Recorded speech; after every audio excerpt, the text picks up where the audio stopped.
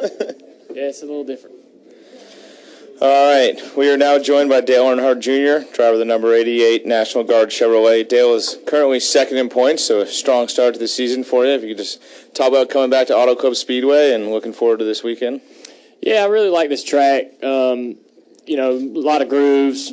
We've talked about that before, like racetracks where you move around and got to try to find different lines to find a good speed with the car. The balance of the car might be different, and you can move either from the top to the bottom or the bottom to the top and get your car to get going and do some things to get your car competitive. So I like that. It's real rough down the straightaways. Really, the corners are fine, not that rough at all. If they just repave the straightaways, man, this place would be a blast. But it's pretty rough, especially down the back straightaway, middle to the end of the back straightaway. Corners are in good shape. Should have a pretty good run this weekend if we do everything right. We had a pretty good run last year here. We felt pretty good in race trim this morning when we started out. And, we'll do more of that tomorrow to figure out exactly what we need to improve on. Went into qualifying trim and just dragging the splitter, trying to get the car low is a real challenge with the bumps. Going down a straightaway and the car's bouncing and bumping and carrying on. You can't really read shock loads and you can't really figure out where the splitter is because it's really hitting on the straightaway. You don't really get a good gauge of where the splitter is in the corner because the bump's so bad on the straightaway. So really fighting that. Didn't really run any good laps in qualifying that I was happy with. So worried about just how we're going to qualify. But I think we'll race well. And this track's wide enough that if we don't qualify well, we can move up. And if the car's good, we can move up. All right, we'll open up for questions. Just raise your hand, state your name and affiliation. We'll start with Jeff Glock, and we'll go to David Carabello. Sorry, I feel bad asking this question first because it's not racing. But Jeff Glock from USA Today. I saw you were playing in a bracket with fans. Yeah. Why did you want to open your pool up to fans and for the March Madness and stuff? I got asked to do it. I've never filled out a bracket before. It's my first time. I like to watch the tournament, and it's interesting to see who the Cinderella teams are and how far Carolina can go. But I tend to pull for Carolina in college basketball. And I don't know. I got asked to do it. I think me and Jimmy both got asked to do it together. And so Hogue come over to the house the other day, and we sat down and thought it through and made my picks. So I think I was 11-5 this morning. I don't know how they're doing today. Why have you never filled out a bracket for some fantasy sports? Well, I've only done fantasy football, and I didn't really know if brackets were even that fun to do. So, it's just my first foray into that. I don't know whether I think it's pretty fun to do with your friends. But I'm such a football nut. It's I focus so much on fantasy football. It's really all I've thought about doing as far as fantasy sports go. But this is pretty fun. I'm having a good time with it.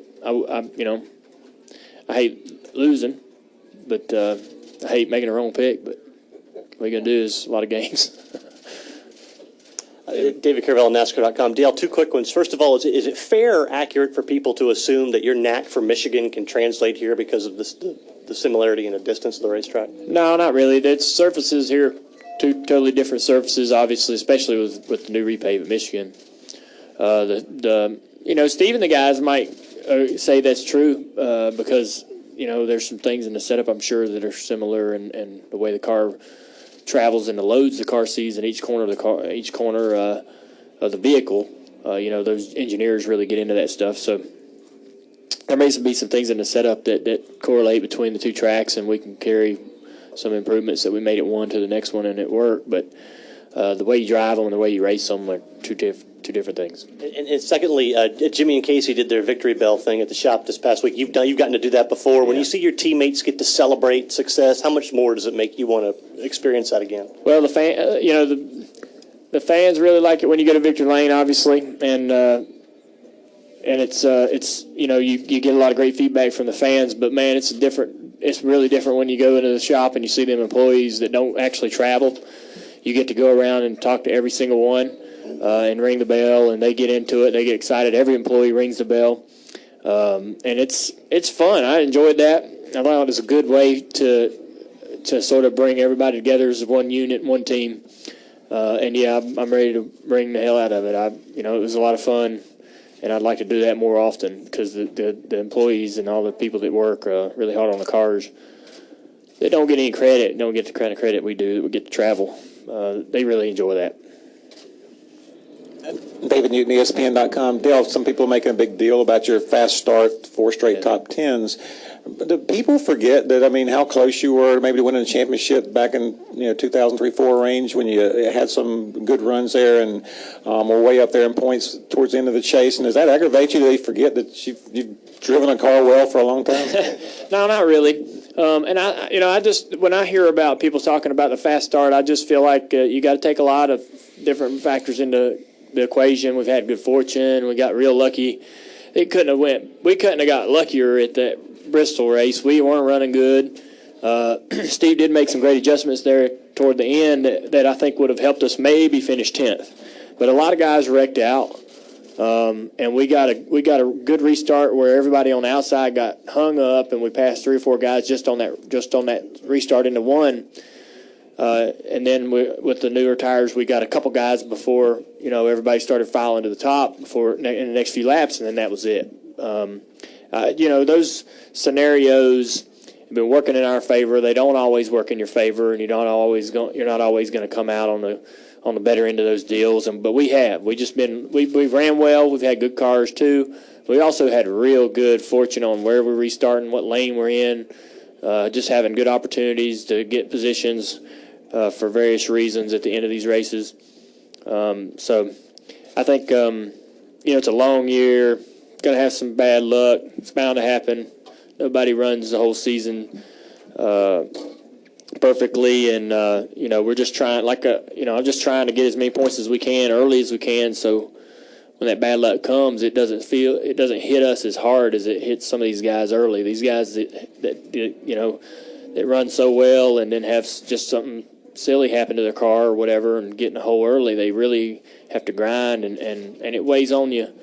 Trying to make that up and get back into a comfortable position in the points. Everybody wants to be in the chase. So important to be in the chase. So much publicity for your team, and you're so much excitement to be able to race for the championship. So trying to build on them points early is real important to me. But we've been so lucky in a lot of scenarios too to finish like we have in the last couple weeks. But it's a long year.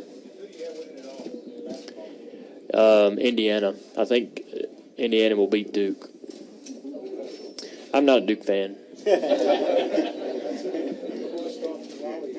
Yeah.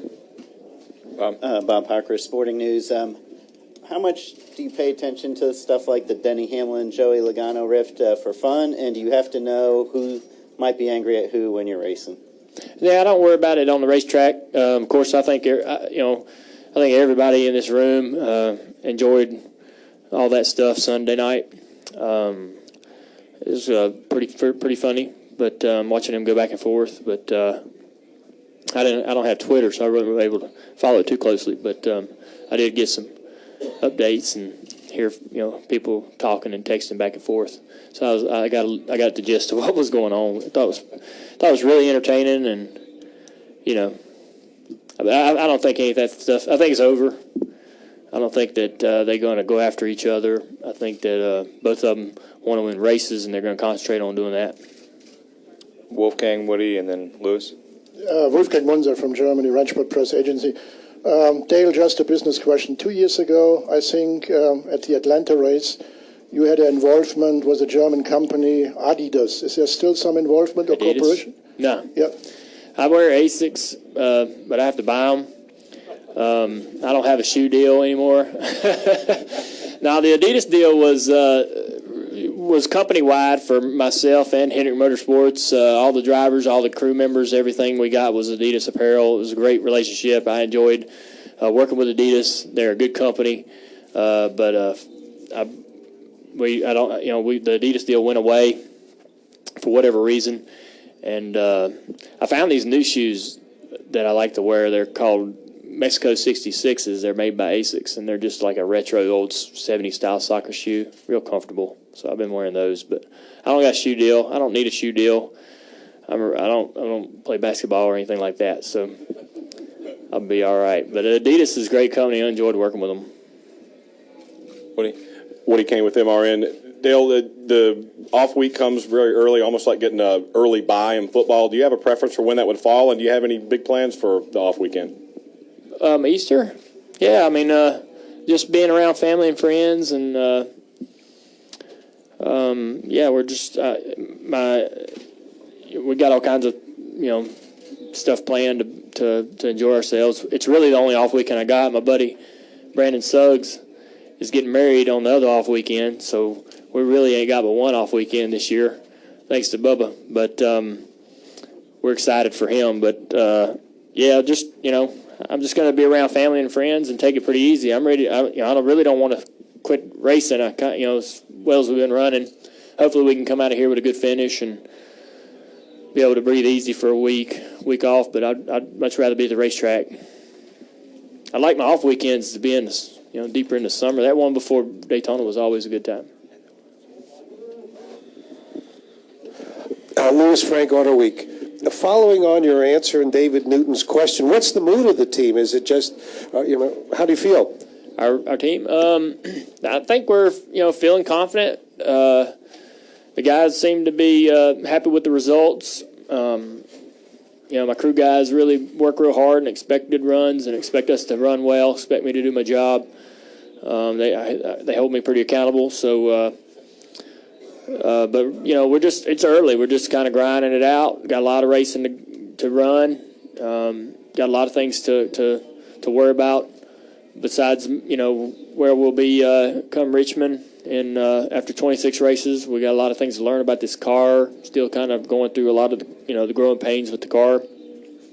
Understand what makes it work, but the mood's good.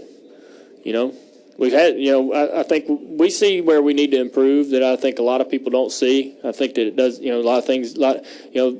We qualified really poorly last week. We've struggled today trying to get the car up to speed and qualifying trim. That's just an example of some things we need to do better as a team that don't get documented as much as how well we've ran and how well we finished, I'd say. But we feel like we got pretty decent speed in the car and race trim. We'd love to qualify better, love to be a little bit better, be able to be more dependable when we put the car into qualifying trim that we're going to be good. And there's always speed to find on the racetrack and race trim, but that's been going pretty good. I was really happy with how we run in Phoenix. That really gave us a good burst because we had really, really struggled there for a long time. So hopefully we can keep all this up. Yep. Dale, All right. K Presto Cars and Competition. Now, you were running pretty fast in first practice this Yeah. morning, and then you dropped down to ninth fastest. Was that because of the splitter problem or just overall setting up the car? Well, the first few laps we ran were in race trim, and I thought the car was good and comfortable and had good speed. And then we went to qualifying trim. We weren't able to run the faster laps that the other guys were able to run partly because of the splitter, but just a number of things that we're working on right now to try to put the car through tech. But we're making the changes we think we need to make to have better speed in qualifying. And we'll just see. I'd be happy if we can get in the top 15 after how lousy practice was going for us in qualifying trim. I'd be happy to qualify in the top 15. Just give us an opportunity to have a good start because I think we've got a good car. We'll finish up with Claire. Claire B. Lang, Sirius XM NASCAR Radio. Do you think the draft will play more of a key role here and the air? We're talking about the aero side of things with the way the new car is on this track. I think it could at all the tracks like this in Michigan as well because of the shape of the spoiler, the rear spoiler being so big is really going to create a little bit more of a draft. It's always the drafts. You've always used the draft a little bit here in Michigan, more so than at Texas or Charlotte.